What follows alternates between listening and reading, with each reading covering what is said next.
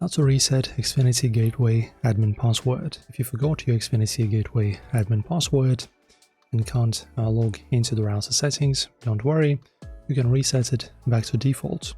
This is important because without admin access, you can't manage Wi-Fi settings, change security options or control connected devices.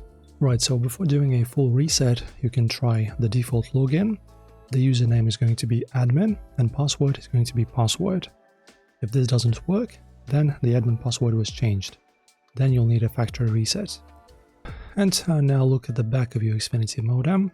Find the small reset pinhole, usually labeled as reset, and you'll need a paperclip or a SIM tool.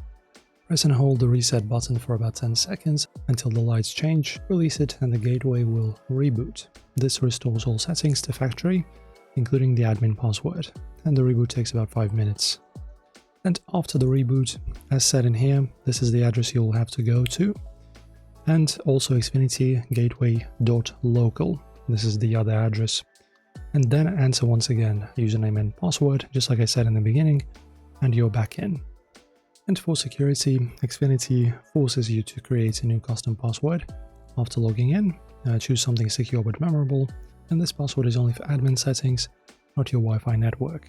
And that's how easy it is to reset your password. Just press a little button on the back of your router, enter the new password, log in again into your Wi-Fi network, and continue using your internet.